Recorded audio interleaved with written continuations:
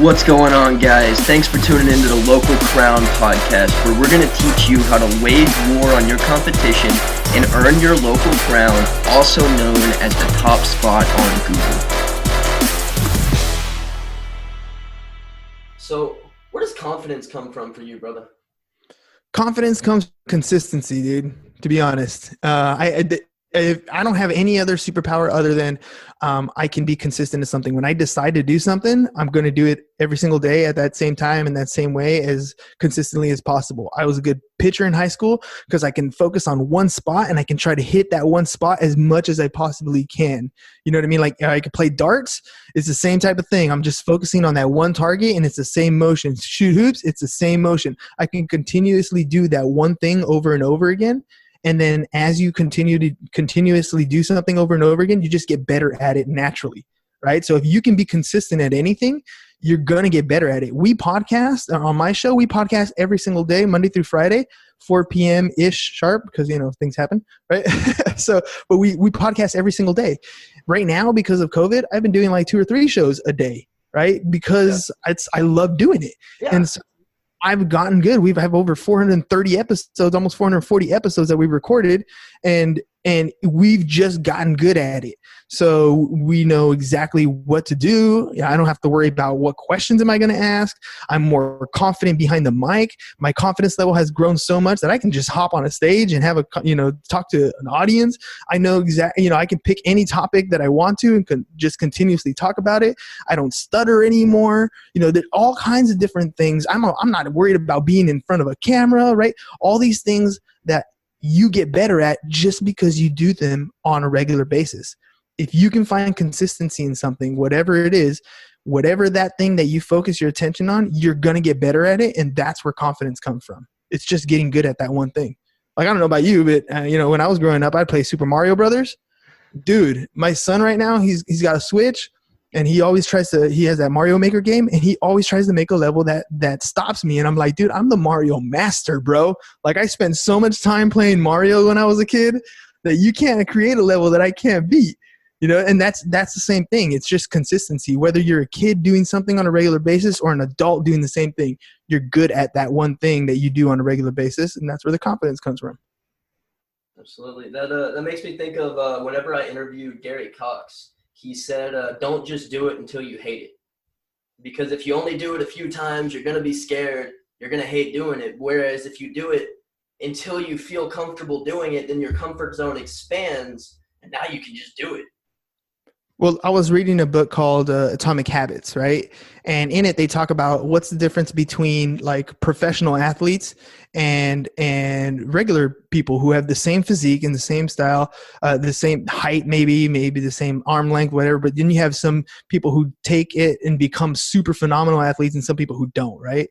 And the biggest difference is becoming okay with the boredom of repetition, because that's really what it comes down to. Those people who got really good have been doing the same thing over and over again. So like Michael Phelps, for example, he's a swimmer, right? I'm sure he doesn't think about how he lands in the water anymore. Like, he's gotten past jumping in the water to the point where it's second nature. So what can he focus on next? Maybe it's next is how he comes back up out of the water. And so he practiced that so much that that's second nature. So he can focus on now, how is he going to put his fingers when he strides, right? Every little bit that you internalize because of consistency, now you don't have to think about it. It's in your subconscious, and you can focus on that next level of expertise. And it just gets repetitive, right? But you're still doing the same thing. He still climbs on the edge of that diving board. He still dives in the water. He still comes up. He still swims.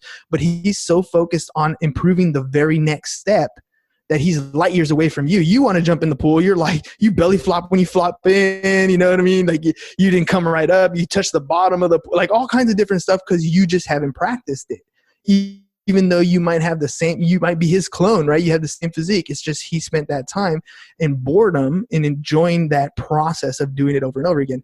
That's why for me, like when people talk about, hey, I want to do a podcast, and they're like, oh, I'm a real estate agent, I'm going to do a real estate podcast. I'm like, I don't know if that's going to work for you. It's not because real estate is not the most entertaining thing or whatever. It's just that's your profession. That's not necessarily what you like to do. You know what I mean? And if you don't have a podcast with something that you like to do, when it comes to editing, when it comes to creating show notes and thumbnails and posting and scheduling and all the other stuff that goes along with podcasting, that time consumption stuff, you're not going to want to do it because it's not part of your everyday passion. That's something that fuels you. If you combine your profession and your passion, if you combine two things together, and all of a sudden, like when you feel like not doing it, you're like, but I really want to do it again tomorrow. And so you're gonna push yourself a little bit more, and then it becomes a habit, and you're gonna get good at it. Right now, I'm sure like you've been doing episodes for a while, the editing part and the show notes and all that stuff, it gets much easier as you do it more and more. But when you first start, it's like, what the hell am I going to write about? Like, I don't get what I'm going to do here. How do I create a thumbnail? Like, it's all brand new. But as you get better, as you consistently do it, you just get better at it naturally. Definitely. It's all about it's literally the law. It's the compound effect. I see the compound effect as kind of a universal law. 100%, dude. Just try to get 1% better every day. Just a little bit better every single day. And yeah, it compounds like crazy. That's a good book too, by the way, on effect. Yes, it is.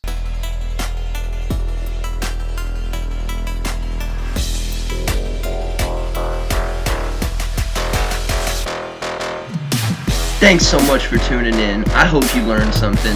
If you have questions, email us at info@thelocalcrown.com. And if you want to get featured in our publication Inside the Empire, alongside John Lee Dumas, the entrepreneur on fire, Jayson Waller, the CEO of Power Home Solar, Sharon Lechter, Dan Caldwell, the man that started Tap Out, and the limitless man himself, Jim Kwik, for free, then head over to thelocalcrown.com/become a contributor.